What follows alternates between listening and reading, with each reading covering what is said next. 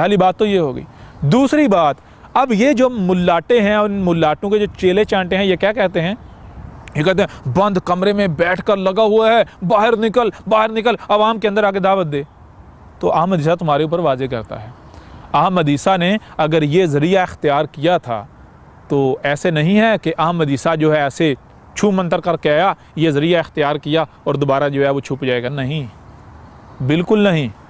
जान लो, कान खोल के सुन लो, अहमद ईसा ने ये दावत 2011 में स्टार्ट की थी।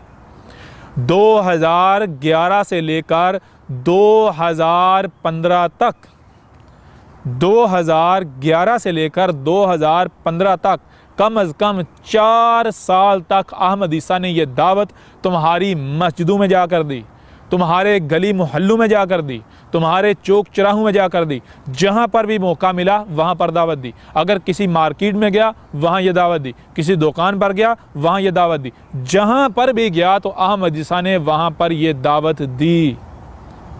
मिसाल के तौर पर मैं कुछ मिसालें तुम्हारे सामने रखता हूँ, कुछ मिसालें तुम लोगों के सामने रखता हूँ। 2013 की बात है। 2013 में पाकिस्तान की एक पूरी डिस्ट्रिक्ट है, डिस्ट्रिक्ट लेवल का जो एक इदारा है, जो अहले हदीस हैं, इनका एक ग्रोह है जमातुद्दावा। ये जो जमातुद्दावा वाले हैं, इनका जो डिस्ट्रिक्ट लेवल का जो इदारा है और जो पूरी डिस्ट्रिक्ट का एक ज़िले का जो मौसूल था, जो नाज़िम था, मौसूल जो है वो भी बैठा हुआ था और बाकायदा सारी इनकी इंतज़ामिया जो है वहाँ पर मौजूद थी। उस मौसूल की मौजूदगी में और इंतज़ामिया की मौजूदगी में हमारी जो है वो बातचीत शुरू हुई। मैंने ये तमाम हक़ाइक़ जो है वो सामने रखे।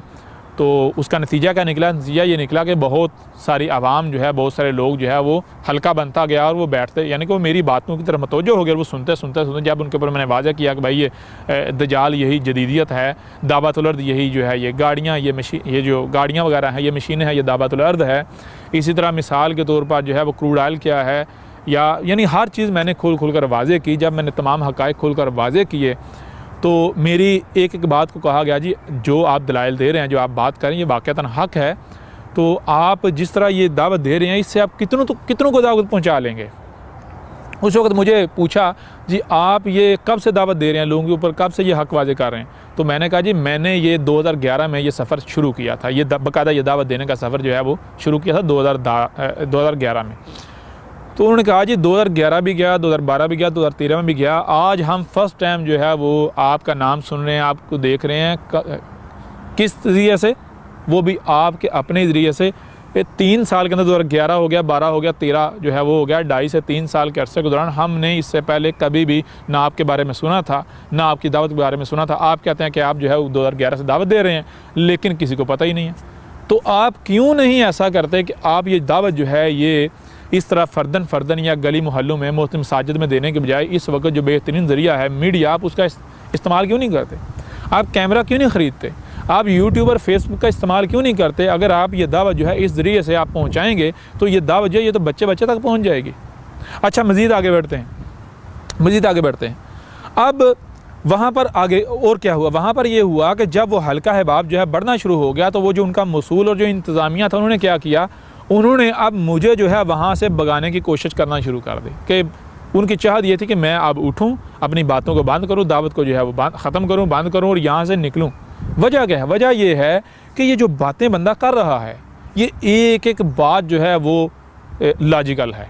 किसी बात को जुटलाया नहीं जा सकता, गलत साबित नहीं किया जा सकता। अब अगर हमारी जो आवाम है ये इसकी बातें सुन लेती है, क्योंकि जुम्मे के बाद का वक़्त था, जुम्मे में यानी कि आवाम जो था वो कसीर तादाद जो है वो जमा हो गई।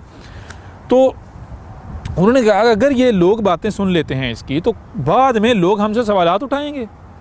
ज़ाहिर बात है, लोगों के दिमाग में जो हमने दजाल के बारे में या जो बाकी दावतुल अर्द के बारे में, याजूज माजूज के बारे में, दुखानिन के बारे में, या जो भी जितने भी अलामात व शरात हैं उनके बारे में, या महदी के बारे में, या ईसा के बारे में, अगर यानी कि ये चीज़ें जो हमने दिमागों में लोगों को ठोसी हुई हैं, उसके बरक्स सवाल आया, ये जो इससे दावत सुन रहे हैं, तो हम क्या जवाब देंगे? हमारे पास तो कोई जवाब नहीं होगा। लिहाजा इन्होंने कोशिश की मुझे वहाँ से निकालें।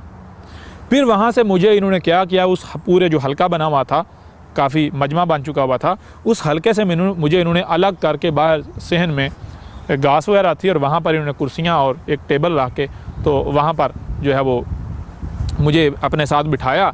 इनके जो है वो इंतज़ामिया के जो है वो 2 अफराद, मौसूल साहब और मैं, और मेरे साथ जो है मेरे एक भाई थे जो आज भी साथ हैं, यानी दोस्त मेरे भाइयों की तरह, तो वो भी साथ थे। वहाँ बैठकर तो फिर उन्होंने जो है वो तरह तरह की, मिसाल के तौर पर वीडियोज़ जो है वो दिखाना शुरू कर दी इंडिया के ख़िलाफ़। मुख्तलिफ यूट्यूब से क्लिप जो है अपलोड किए हुए, अपने मोबाइल के अंदर जो है वो डाउनलोड किए हुए वो क्लिप जो है जी, ये देखें हम इंडिया के ख़िलाफ़ ये कर रहे हैं, हम जो है काफिरों के ख़िलाफ़ ये जिहाद कर रहे हैं, ये कर रहे हैं, वो कर रहे हैं, इस तरह ये यानी बात को मोड़ना शुरू किया। चाय ला रखी, मैंने कहा जी मैं चाय नहीं पीता, हम चाय नहीं पीते, और वाज़े किया चाय क्यों नहीं पीते, ये कोक पियेंगे, पेप्सी पियेंगे, वो भी वाज़े किया। भैया अभी अंदर तो आपके ऊपर ये सारी चीज़ें वाज़े की कि ये सारा का सारा जो है फसाद है, ये जो है वो दजाल है। अगर आप इन चीज़ों को इस्तेमाल करते हैं तो क्या ये फितरत मुहैया कर रही है? बहरहाल तो आप फिर वही कर रहे हैं। लेने का नतीजा ये निकला कि काफ़ी घंटों के बाद वहाँ से इन्होंने हमसे जान छुड़ाई, वहाँ से हमें निकाला। लेकिन जब निकाला तो उस वक्त भी यही कहा, यही मशवरा दिया कि आप इस दावत को आलमी सतह पर लॉन्च क्यों नहीं करते, आप इस दावत को कैमरे और जो है यानी कि वो सोशल मीडिया का इस्तेमाल करते हुए, मीडिया का इस्तेमाल करते हुए क्यों नहीं फैलाते। हमें ये मशवरा दिया गया। फिर इसके बाद 2013 की बात है, लाल मस्जिद, अगर वहाँ कैमरे लगे हुए हैं, उम्मीद है लगे होंगे, मैं एजेंसियाँ जो हैं उनको कहता हूँ कि लाल मस्जिद के आसपास ज़ाहिर बात है सिक्योरिटी कैम्स वगैरह जो है वो CCTV लगे हुए होंगे, जो है वो यकीनन लगे हुए हैं, और लगे उस वक्त भी लगे हुए थे, 2013 में भी लाल मस्जिद में भी होंगे, इतना बड़ा इदारा है, यकीनन होंगे। और वहाँ पर इनके मुख्तलिफ मुफ्ती हैं, वो भी इस बात की जो है वो अगर वो वाक़तन यानी कि सच बोलने वाले हैं तो वो कहेंगे हाँ जी वाक़तन ऐसी शख्सियत आई थी। मैं और मेरे वही दोस्त हम लाल मस्जिद में गए, वहाँ पर हमने कहा जी हमने जो अब्दुल अजीज़ साहब हैं उनसे मुलाकात करनी है, उनसे मिलना है। तो मकसद क्या था? मकसद यही दावत सामने रखनी थी। तो हमें जवाब मिला जी अब्दुल अजीज़ साहब जो हैं वो उम्रा पर गए हुए हैं और कल उनकी वापसी है, अगर आप कल आ जाएँ तो आपकी हम मुलाकात करवा देंगे। यानी कि उनकी वापसी से, उम्रे से 2013 में, ये अब अब्दुल अजीज़ साहब या मौलवी अब्दुल अजीज़, उन्हें पता है कि 2013 में जब उन्हें यानी कि उम्रा किया, मुझे बताने की ज़रूरत नहीं है डेट वगैरह, जिस डेट पर वो वापस आए थे उससे एक दिन कबल हम लाल मस्जिद गए थे। तो वहाँ पर इनके जो मुफ्तियान हैं, जो इनका जो दारुल इफ्ता था, वहाँ पर इन्होंने हमें बिठाया, और वहाँ जब बिठा के पूछा जी हाँ जी क्या यानी कि आपका कोई सवाल है, कोई मसला है या क्या?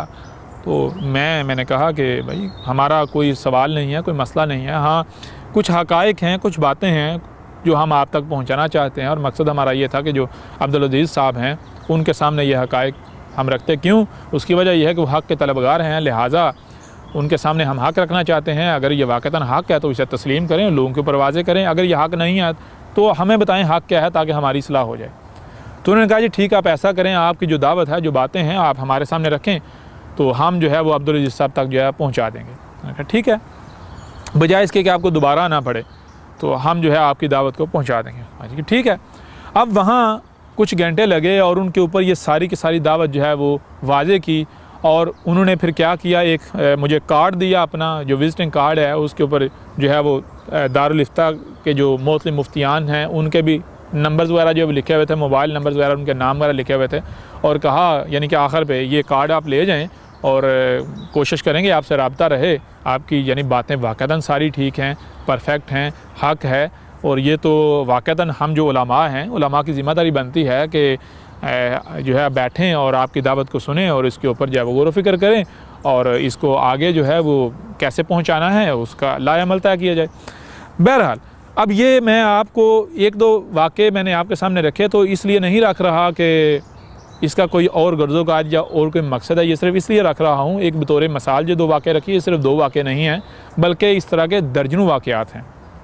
पाकिस्तानी मिसाल का फ़ौज की मतलब चौकियाँ हों, वहाँ पर जिस चौकी पर बैठना हुआ वहाँ पर यह दावत दी,